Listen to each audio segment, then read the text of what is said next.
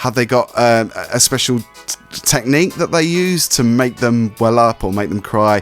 Or do they think of the story? Do they think of previous experiences for them personally? Do they let you in on that secret? Of course. I mean, it comes down to having a lot of talented actors. Okay, so I'm delighted to be chatting with the writer and director of a brilliant new musical comedy drama called Chuckchuckbaby, and that is Janis Pugh. Janis, thank you so much for your time. You are most welcome. So the film's had its world premiere at Edinburgh, and now you're at Toronto because it's been showing there, hasn't it? Yes, it had its international premiere in Toronto on Friday. We had another screening last night, and we have our last screening next Saturday. It's just been received hugely here. The love is unbelievable. I can't tell you. I'm actually in shock. It's like you want to pinch. I feel like Dorothy from The Wizard of Oz. That's like never a bad thing. No, it's the best thing in the world. That's so brilliant to hear that. The response, because that was going to be one of my questions, is that what did you expect? Did you expect big things? Because I suppose every filmmaker wants to have their film well received. Yeah, I think from the moment you're writing something, you have to instinctively feel this has to be for a big audience. You have to know the audience, and I knew this kind of Chuckchuckbaby film of love and music could appeal to a huge audience if we got it right. You know, we're a low-budget film. We shot it in 26 days. You just don't know what's going to happen with the journey once you shot. You know, that's the you just have to be brave and bold and just pray. So for those who haven't seen it at any of the festivals so far, how would you sum up the movie, the story, and kind of what you hoped, who you hoped it would reach? Because I would say two words: big love, because big love it's what it's all about, isn't it, really? It's absolutely all about love. It was really, my intention from the beginning was to kind of elevate the voices of these working class women in their 40s, and their humour, their love for each other, their support. And it is really all about love, and female love in all different forms. Yeah. And I think for me, it really, even last night, the reception last night, everybody felt the love. And that was my intention. We live in a very hard world at the moment, and if we can fill a room with love, we can't go wrong. Absolutely. And I suppose queer love as well, you've got two women, without spoiling the story, because it's quite a complicated story in a good way. There's a lot of depth to it, and a lot of, I suppose, a lot of twists, because I would say it's unexpected, because I think with a musical drama, I think you go into it thinking it's going to be one thing, and it certainly wasn't what I expected. I mean, for the one thing, you've got people singing along to original songs, as opposed to recreating those songs by themselves. They are singing, but they're kind of singing over the top. But I think that makes it more authentic, because it feels like you're with them and they're listening to something on the radio, or they're singing to the song in their head.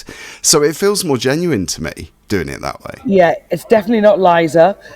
No. I mean, who doesn't love Liza? But no, yeah. The approach has always been within my work.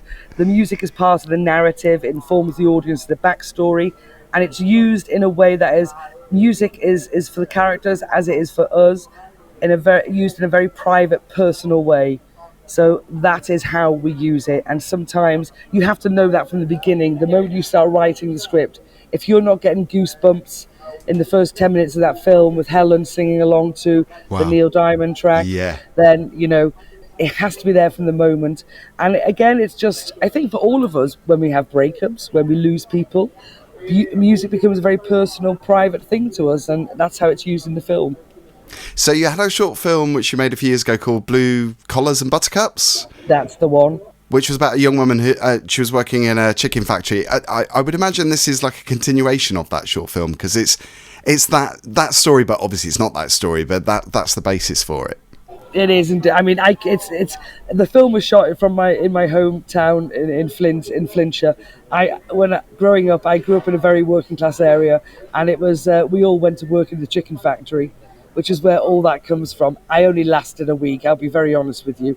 But again, when you've seen the film, there's a lot of the essays in there are the original girls from the chicken factory who I was with. Oh, wow. And they were there for years and years and years.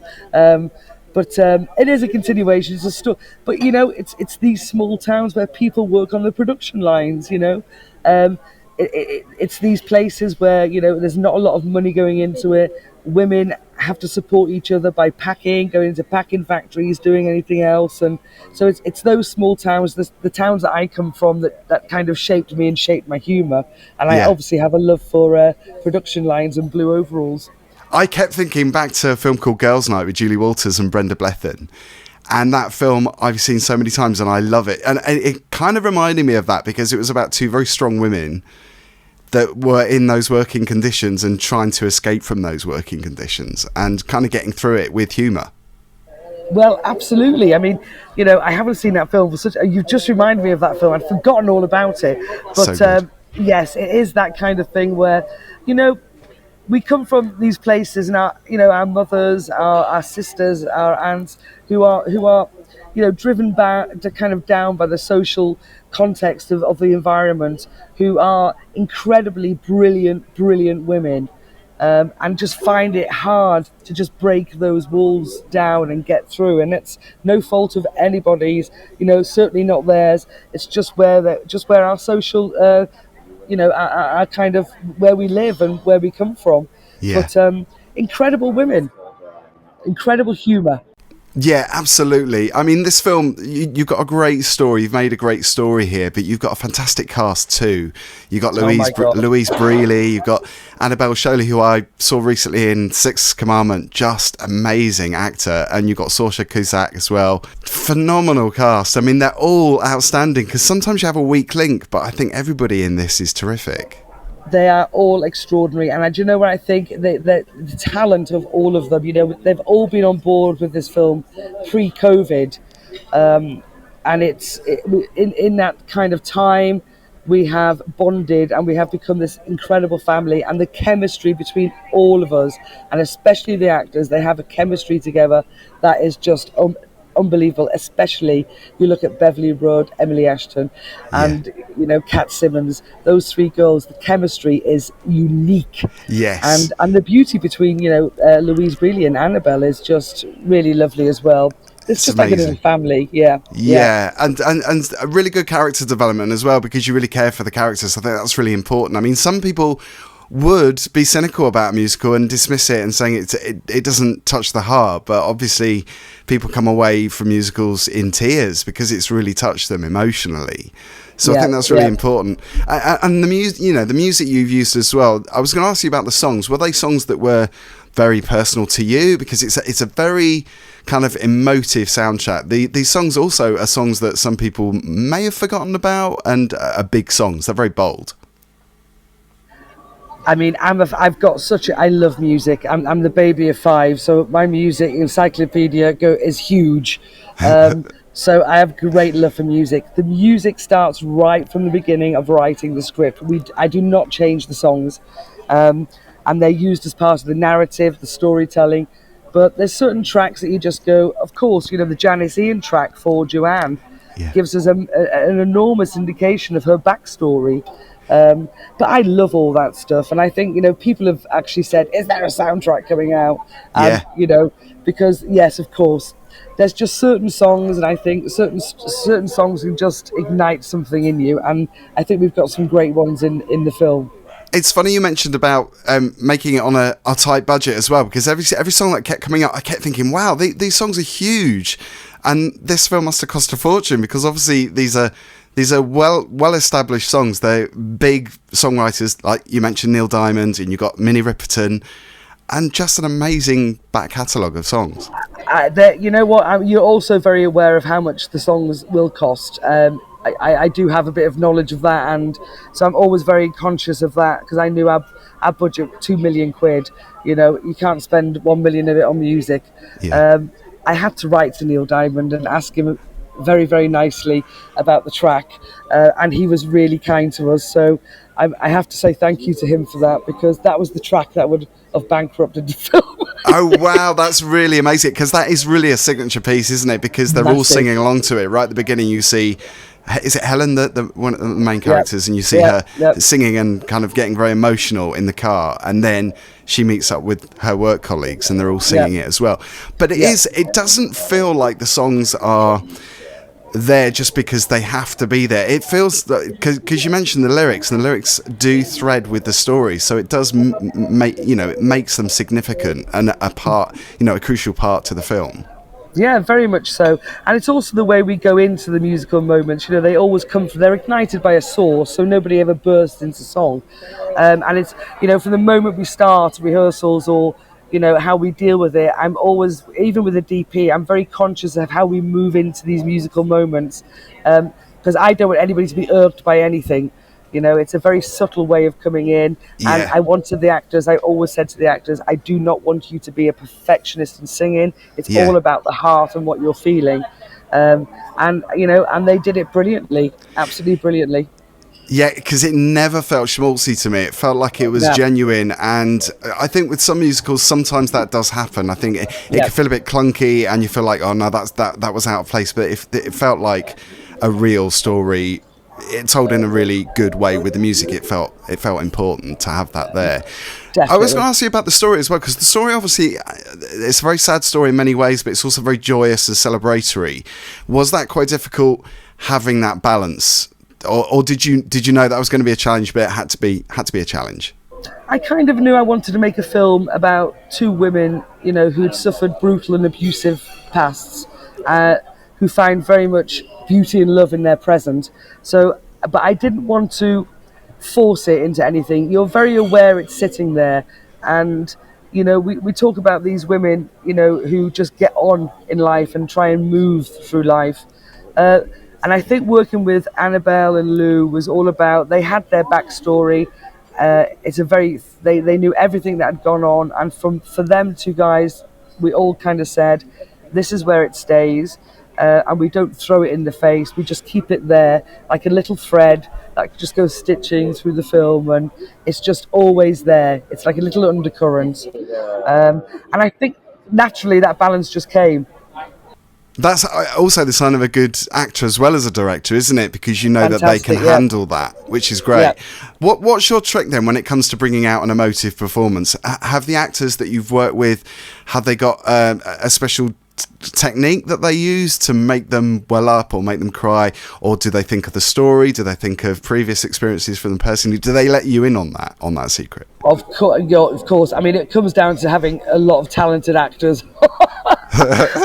in the film. It really does, and how they work. You know, they work hard at these parts, and you know, I know Louise worked really hard and she nailed it, and Annabelle as well. You know, it's in all the things. It's in the writing. It's how they take their character, their background. So they have a lot to reflect on. You know, with their backstories, they know where to go deep, and they can go that deep because they're brilliant at what they do. It shows that they understand your characters as well that you've written, which is quite it's a compliment, isn't it, in itself? Oh, massively. You know, when all these girls came on board, I was like, what? Annabelle, Louise, you know, and they love the originality of the script, you know, and I think it's, you know, all of us who've been brave and bold to kind of go on this journey with chuckchuckbaby, we know it's different. That's what we love about it, but you know, they've all put in absolutely everything they've got, and I think, you know, as I said, 26 days of shooting this film, that's a very small schedule. It's a short schedule, it's tight, it's hard work, and they gave everything. There's nothing in that film that goes over 3 takes. Wow. I mean, it's very emotional. Like I say, it's a sad story, but it's also very funny. I mean, there's some killer lines in this film. One particular line that I've taken away that I can't forget is Gwen, that is played by Sasha Cusack. An older woman using the C word. You don't normally expect that, but of course you remember that older women do say things like this. So that's what makes it funny, is that when she came up with that line, it was just, it had me howling. I mean, so many moments like that in this. Yes, and it's kind of like, you know, my nana was the naughtiest woman you could ever meet in your life. You know, when my grandmother was dying, I call her my nana. She was dying. She was the funniest human being ever. She couldn't wait to go. She'd had enough, quite frankly. And you know, for all of us who go through very, very, you know, it's very hard, you know, when we lose people. For me, it's kind of like in chuckchuckbaby, it's the beauty and brutality of life. You know, I lost my father recently. I lost my mum. a few years back, and I know how difficult that is. But I also know that there are certain elements in those communities where I come from that there's also a strength to what the end is, and she's extraordinary in it, and she is. They're all so bloody funny, actually. That is a very naughty moment, and it's. I think it's one that was everybody just went woo. And there's also a child's doll dressing head that features in many of the scenes. One time you can see it revolving on a record player, which is brilliant because the camera zooms in and you're not expecting that either. But that's obviously very, very pivotal. But still, that is for every. It's very strange, isn't it? That is a Girls' World 1980s original Girls' World doll, which my brother stole from me and became a hairdresser with many years ago.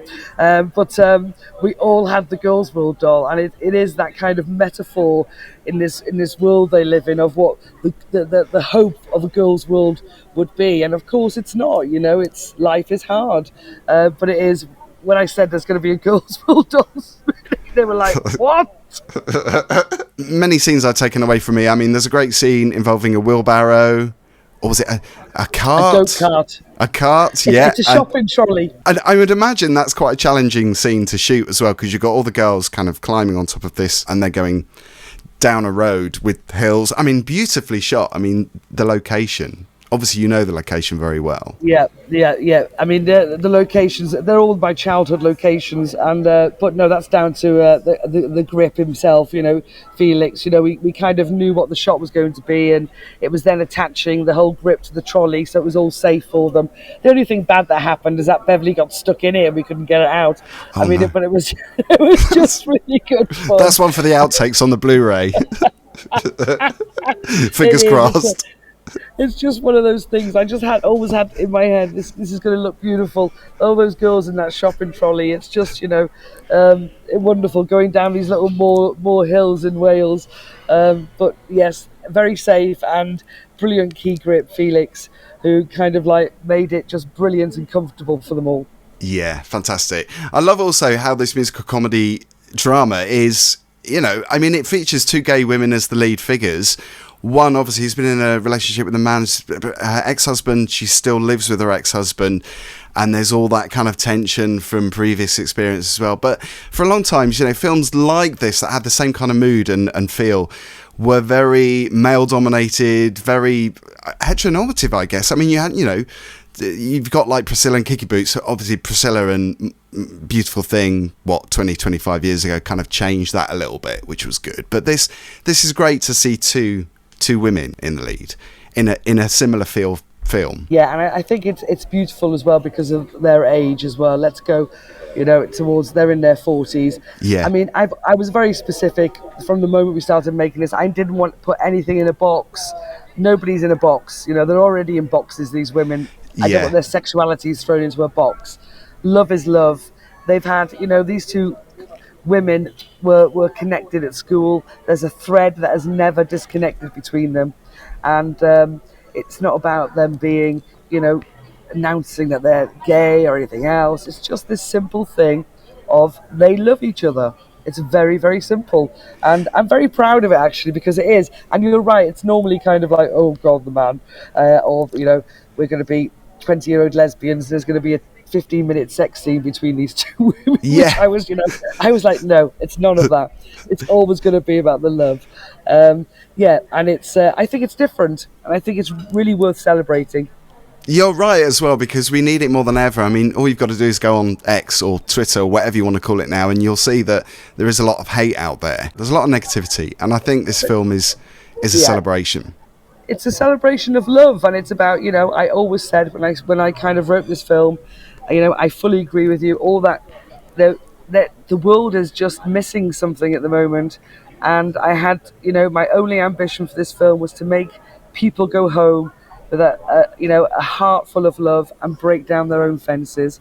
And whatever those fences may be for them, whether they don't like certain things or they've got a fear of something, just take it out, because, it's all about love and who you love, and who cares about that? Who cares who you're in love with?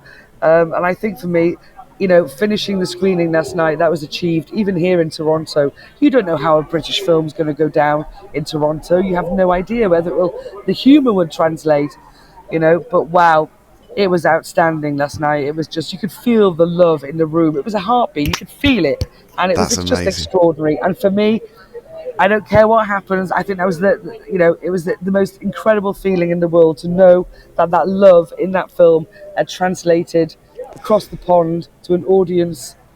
Wow. What more? That's what it's all about, isn't it? I'm so glad you got that reaction as well, because I think people probably needed a film like that. At this time, I think they probably recognised that it was a good film with a good heart. Because I think that's all people kept shouting was, they feel the love. They feel the love in that film, and that's credit to everybody who worked on that film. It's there. It's booming with it. Brilliant. So, talking of love, what was the last movie that you loved more recently? What did I watch recently that I really loved? I guess it could be anything, not necessarily cinema. Tell you, do you know what it is? I'm going to say what I watched on the plane. Victor Victoria. Oh, wow, with Julie Andrews. Won't you play me, legend? That's all I was doing on the plane flying over to Toronto. Yes, of course, Julie Andrews and James Gardner. I haven't seen it for years, and I was like, I haven't seen that for years. And I remember how much I loved that film. Do you know, I've never seen it, which is criminal. You must see it, with just that fabulous, great song in it. And it's just, for me, I just love, those old camp musicals I love. And she's great in it, and he's brilliant in it. So, do you know what? I flew over and I watched that on the plane, and I loved that one. I need to hand my gay card back. Everyone that knows me watching this will be like, "You haven't seen Victor Victoria? What the hell?" I can't believe that. It's just one of the greatest films ever. Brilliant. And what about your favourite movie all time? Do you have one? Can you narrow it down to one film? Can I narrow it down? It's very difficult, but it has to be the film I reach for on most days. If it's raining and I'm feeling very, very low, it has to be The Umbrellas of Cherbourg. That's another film I haven't seen. Oh, but you're very naughty, Phil. I cannot believe you haven't seen that either. I'm going to go and sit on the naughty step now. there's the other one. What was the book everybody had? It was one of when I lived in San Francisco, I watched the anniversary of it. Oh, no. Every month I read the book in the 70s. It's so camp, it's gorgeous. Valley of the Dolls. There we go. Yes. I have seen that. It was a long time ago, though. That's another one I will still reach for, just to give me a good old laugh in the afternoon. See, I need to watch more of these films, because my other half will tell you I'm obsessed by horror films, and sometimes I need to balance it with something that's completely different, that's a bit more joyous. You've just got to balance it out. I've got, my brother and my friends, they sometimes on a Sunday afternoon, we just all put Valley of the Dolls on and we have a little bit of sauce with it and laugh all the way through it. It's fantastic. Yeah. It's just those old films, and wow. And finally, you've probably answered this question already, but what would your dream review be of this movie you've made? How do you want people to react to it? I guess how they have at the festivals. Yeah, I'll tell you, that's all that matters to me, Phil, is how the audience feel, I think chuckchuckbaby is a film that, I think in a very strange, I don't say that, it's for me, it's a film that has enormous metaphors in it of politics and borders and shutting people out. And I think for me, if the audience get that and they walk out as they walked out last night, I'd be very, very happy. That's the only reason you make a film. Janis, I wish you all the best with it. It's a fantastic film. I'm going to be telling a lot of people about it that might not know about it. Thank you so much. Lovely. I wish you all the best. Phil.